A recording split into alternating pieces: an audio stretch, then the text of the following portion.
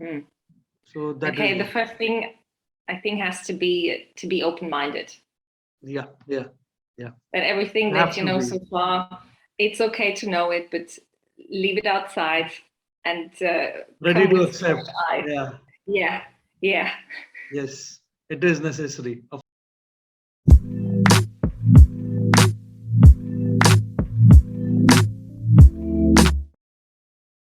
Okay, Anna. First of all, welcome to my podcast. It's called Minding My Business, and I started this back in 2020, and this is now the third year I'm doing it. And I generally talk to people from all parts of the world. I've spoken to people from the US, UK. I mean, geographically, from Croatia, I mean, you're the first one from Far East because I generally don't find guests often from that part of the world. I mean, because it's 5 o'clock there, yeah.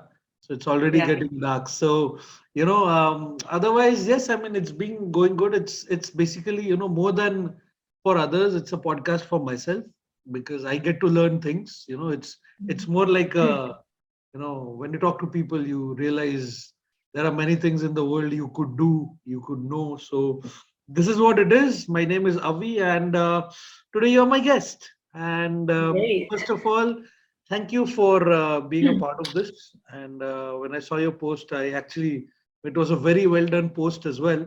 So I could not, I had to chat with you and invite you to my podcast.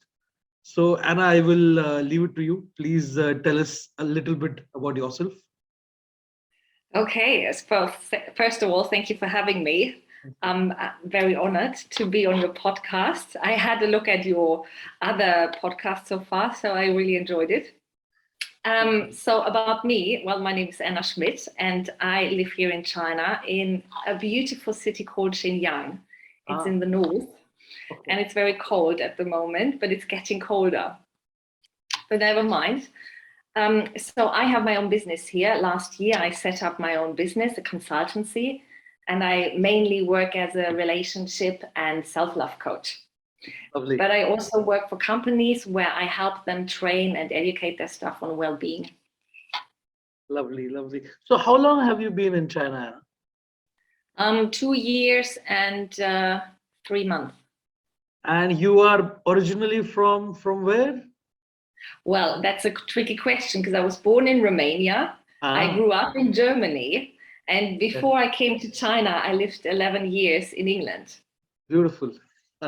Oh, okay, okay, okay. Fair enough. So, how is this? I mean, my first question again. I'll not go in the order which I sent you, but I Mm, will just what I generally ask. When people from the West come to this part of the world, apart from anything else, there's a huge cultural shift. yeah. How is massive cultural shift. You be it the timings, of course. I mean, apart from that, the habits, your food. Of course. I mean, you can have whatever you want. Now it's 2022, but again, there are things which probably you won't get there, or there are things which you have to have it. So how is that? How is the cultural shift working out for you? And like, of course, you might be loving it, but I would like to know from your mouth. Okay, so I do love it here. But I have to say, a friend of mine, she gave me a book before I was leaving about the habits and the culture of China. And luckily I read that. So arriving here, it wasn't that big of a shock because I knew why people behave the way they do in ways that we in the West might not do. So one example is in England, people are very keen on opening the door. So keeping the door open, you go through and you keep it open for the person Oh, behind you. So that's yeah. very big in England, and we do that. Even if the person is 10 meters behind, we wait patiently. But here in England, they open the door, they go through, they leave it full, and that's it. And it's like, okay, it's nothing personal. It's just their way of doing it. Okay, okay, okay, okay, okay. Yeah, And and the language, of course, it's very different. can you speak? Can you speak the local language now? I speak a little bit, yes, Ah, okay, okay. and it's always funny when people talk to me and I try to answer, sometimes they are shocked that I actually can say something and they understand it. Sometimes they are very happy and they try or chat even more. And then I'm like, okay, come on, this is too much now. But yeah, it's very positive when you can speak at least a little bit. Yeah. And then, do you converse in the local language with people mostly there, or you're just like trying it out, or you are pretty well off there, yeah?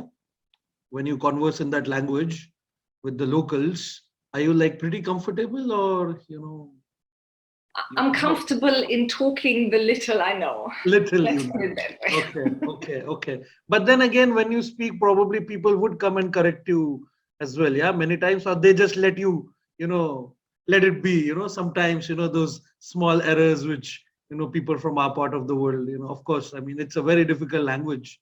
I don't know how many dialects Chinese, I mean, it's called Mandarin, how many dialects, I mean, God knows, so that is something which, again, because I've met a few people I've met quite a lot of people, and they all speak different Chinese, like, We do, yeah. it all sounds different, and I'm like, oh, okay, wow. So how am I going to understand this? So, and so I mean, Anna, one of the questions again when I ask people when they move from one part of the world to another is about the food. How's the food? And again, China is a country, again, living 11 years in England and then coming to China, it's a massive shift, like in terms It of is. it's massive, and how do you feel? I mean, I want to know, how do you feel about it? Do you like, okay, let's just, there are some people, okay, we'll have it and see what happens, or some people are like, no, I'm gonna stick to my food and I'm not gonna change. And there are some who, like, they take their time, like, suppose if I go to China, I'm not gonna like go all out, and have everything which they have to offer. But then, yeah, like, I wanted to know from you, because I don't meet people often who live in China and talk to me, The thing is, for me, it's a bit tricky because I'm celiac, so my body doesn't work with gluten very well. Okay. So in England, it's heaven, because you go into a restaurant, they have a gluten-free menu, amazing. Of course. Yeah. Yeah. Here in China, it's like, what? And so I have to be very careful what I eat, because they use a lot of soy sauce, and soy sauce isn't the best for me. Yeah. So and I have to be careful with the noodles, what type of noodles they use. So that was those were the first words that I learned in Chinese, to ask what kind of noodle is it, so that I could make sure it's a rice noodle. Okay, then I can have it. It's not a rice noodle. Okay, can't have it. But apart from that, I try everything that I see, and I ask my way through if it's okay for me to eat. And if it's okay, then I just try it. And I tried sausage because I love sausage, and the sausage here is sweet. And that was like, oh my God, no, I can't eat that. Yeah. It's like a one-time only thing. Yeah. When trying to, and now I'm very careful when I see sausage somewhere. It's like, it's probably sweet. Nah, leave it. But on the other hand, here up north, because we're quite close to Korea, so we have Korean barbecue. Yeah. And that is amazing, because that is fresh meat, fresh veggies, whatever, and different as well. I mean, it's a different kind of a cuisine. Yeah. And we also have the hot pot. Don't know if you heard about that. I have. Yeah. I mean, we get some sort of hot pot over here as well in Dubai. And yeah, it's different. I mean, you open and, full, the steam comes off on your face, and yeah, it's lovely. Yeah. I mean, it's a different kind of experience. I think more than the food, I think the way they serve it, it's more happening to me that way. Like, it gives me all the chills, when they open the whole pot and you're like, oh, and you expect a lot of stuff in there, but there's only like this much, like a small bit. And Mhm. I don't know if you have, experience It's a the bit same different. way. You have a big pot, and then you Okay. can have add-ons. So you can choose whatever else you want to have in your hot pot and put it in and take it out. And yeah, it's nice. It's not my favorite, I have to say, but every now and again, it's okay. So Anna, like moving from again England to China, a lot of people do, I think, probably from different parts of the world, not really from England, maybe probably from everywhere. So what do you have to say, like when you move from say A to Z? This is like moving from A to Z. When I call A to Z, this is what you have done. A to Z. Moving to India, moving to China. From for people from England, it's A to Z because there's a massive shift. So what are your like top points to take care of and to make this transition very easy, because now you have been there for a while, and of course now you are well into their culture and you can do your thing as well, and you're peacefully there. So what is that thing you would like to when say other people ask, like what are my top 5 things I would like to do, or you know top 5 things which I'm supposed to do to make myself live, make my life easier in a new country like this. Hmm. So that is, Okay, the first thing I think has to be open-minded. yeah, yeah, yeah. That everything You that have you to know be so far, it's okay to know it, but leave it outside and ready come to with fresh accept. eyes. Yeah, Yeah, yeah, yes, it is necessary. Of course, agreed, agreed. yeah. Another thing from my experience is not to take anything personal.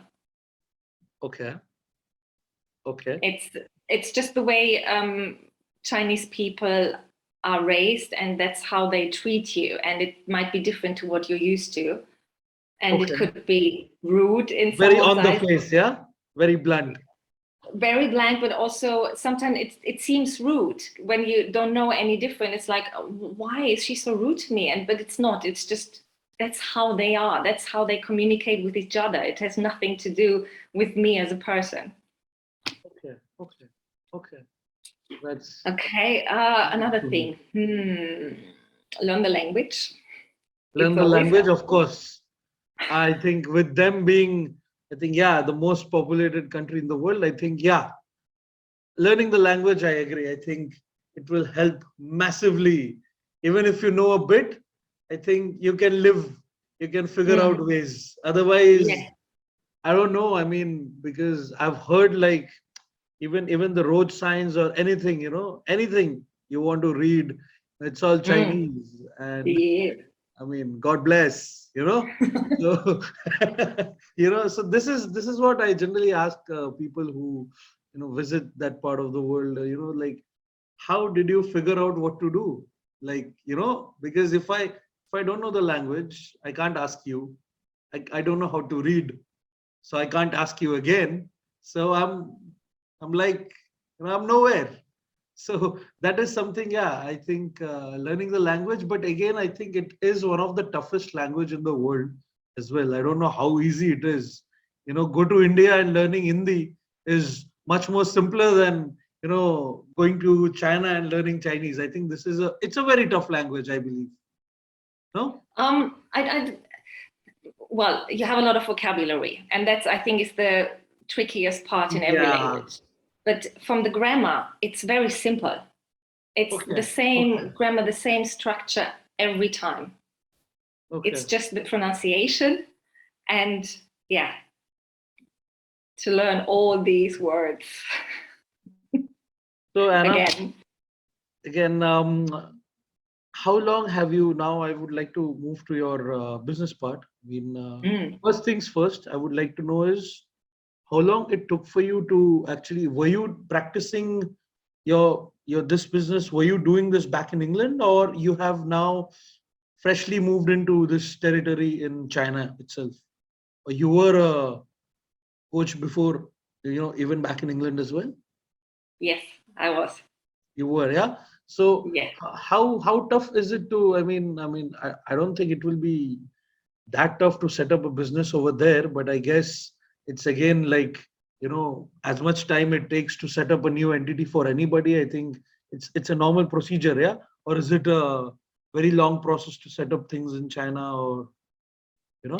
Well, the thing is, I've never set up a business anywhere else, so I can't say it's a long or Okay, short process. okay, I okay. can tell you, though, that within 2 weeks, my company was set up Oh wow. and I was ready to go. Oh, beautiful. Oh, Mm, that's lovely. That's lovely. yeah. That's lovely. So, Anna, I would like to know more about your business as well, and how you. I mean, are you also, doing this with the locals, or you are only talking to the expats over there? Like in your business, your clients, Mm. are they locals over there, or sometimes, like, say, if I am, I live in Dubai and I start a business, a lot of times my clientele will be, say, people from this part of the world. But then, because I ask this because China is a very different country, and with, again, the language barrier and everything. So what is your clientele like? Is it like completely local, or it's a mix, or you have an international clientele within China? Because you're doing the Well, companies as well, yeah? my clients are from all over the world. I have no Okay. clients from China, neither Oh, Chinese nor international. okay, okay, okay. Fair enough, fair enough. I think you answered my question. And Anna, I think I have covered all the points. And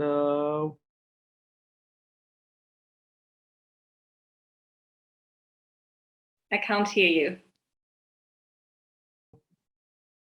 can you hear me now, Anna? Yes, I can hear you now. Yes. Okay. This part I'll have to edit it out. So Anna, I've kind of asked you everything about moving to China, and I've kind of my whole idea for this podcast was to know and understand from a person coming from the West and living in China. What does your when probably you talk to your family back there, are you able to encourage them to ever visit China, come there, or like they're not interested at all? Like, I mean, there are Mm. many people in my family, like probably they would be interested or they would not be interested, I don't know. So what I want to know from you is, what is your, I mean, your family's reaction to this? Are they like, okay, fair enough, China is cool, So yeah, I mean, Mm. Okay, so currently with the pandemic, it's a bit tricky because when you enter China, you have to go into quarantine for 2 to 4 weeks. So, yes, so visiting is at the moment not a good idea. oh, But okay. they agreed, most of my friends or family, not all of them, because my parents, they are quite old, so they won't make the long flight. But my brother, for example, he said they might come when all this is over, when the quarantine isn't there, and then they would love to come and see how I live and how it is to be here. Because I always send pictures and I tell them what we've done, and they want to see that. So yeah, they are quite open to the idea to come and visit. So Anna, I wanted to know, did you manage to leave China since the pandemic, or no way? No way. I'm just asking, I mean, a lot of us have been stuck. So, again, coming to an end to this podcast, lastly, I would like to know, how was your experience during the pandemic? And, navigating through the entire, now it's been 2 years. Can't believe it. Mm, Like, we are still talking about it in 2022, and yeah. I don't know like what's gonna come. So, I mean, of course, I don't wanna rub the wrong shoulders, but you know, how was it? How tough it became, initially? Because I think when the whole world knew about the pandemic, you know, we all started with like, okay, it started. There were issues. There were infections in China. Then you saw infections in Italy. Then it went through everywhere. Then India had a big wave. US had its wave. Now England is again. It comes and goes. There are so many travel restrictions worldwide. I don't know how many PCR tests you have to do to leave a country. From here to leave Dubai, you have to do two. and to arrive at your destination, you have to do two more, and then Right. it's four in a span of 2 days. So how has it been? Like, I know it's difficult, but again, I ask. Yeah, no worries. So it started for us end of January in 2020. And what they did, or what happened, is from one day to the next, they closed everything. Because here it was Chinese New Year and we were supposed to go on a skiing trip, and we just got the message, ski resort is closed, everything is closed. You need to go back. You need to This stay was at home. around Feb, March, yeah? Back in No, 2020. for us it was on the 25th of January. Okay. We're getting there, 2 years. Okay. Yeah. Big anniversary. But yeah, so that meant for us, we just come home, we stay at home, and we were allowed to go to do the shopping, the food shopping, but the parks, the malls, everything else Completely was closed. Yeah, I can understand. I mean, I think it was the same everywhere, but you know, was it similar for you back in England as well, for your folks back in England and everywhere, or like, you know, was it any different anywhere else you have heard, or like it's the same reaction anyways? I think everybody closed down because It's hard to say because it's always the subjective opinion of someone who goes through it, isn't it?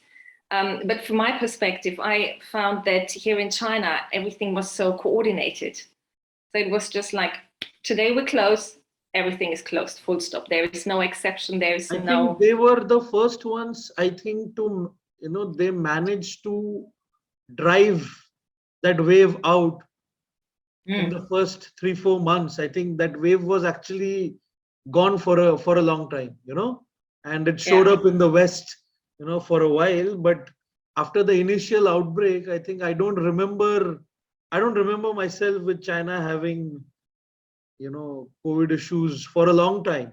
I think in the beginning, I mean, again, because China being such a massively populated country, I think this is commendable. Yeah. So I mean, you haven't left the country. No one has come to visit you from anywhere else, yet?